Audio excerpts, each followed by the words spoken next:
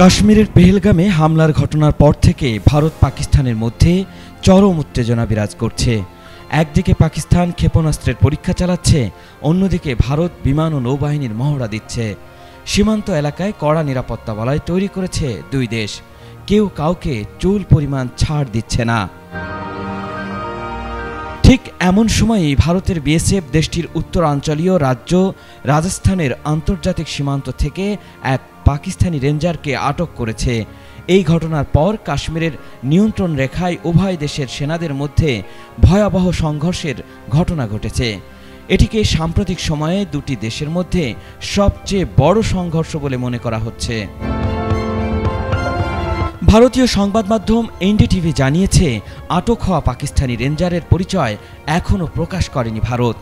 সেই পাকিস্তানি রেঞ্জার বর্তমানে বিএসএফের রাজস্থান ফ্রন্টিয়ারের হেফাজতে আছেন।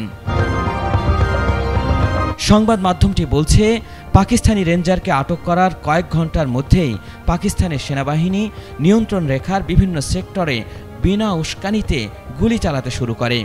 ভারতীয় সেনাবাহিনীর বেশ কয়েকটি সূত্র জানিয়েছে, কাশ্মীরের কুপওয়ারা, বারমুলা, পুঞ্জ, রজৌরি সহ বেশ কয়েকটি সেক্টর জুড়ে এই হামলার ঘটনা ঘটেছে। ভারতের বিএসএফ পাকিস্তানি রেঞ্জারকে আটক করার পর সাম্প্রতিক সময়ের মধ্যে সবচেয়ে বড় সংঘর্ষে জড়িয়ে গেছে দুই দেশ, যেখানে একসঙ্গে সবচেয়ে বেশি পাকিস্তানি সেনা অংশ নিয়েছেন বলেও জানা গেছে। এর আগে 23 এপ্রিল পাঞ্জাবের ফিরোজপুর থেকে বিএসএফ কনস্টেবল পুনম কুমার সাহুকে আটক করেছিল পাকিস্তান।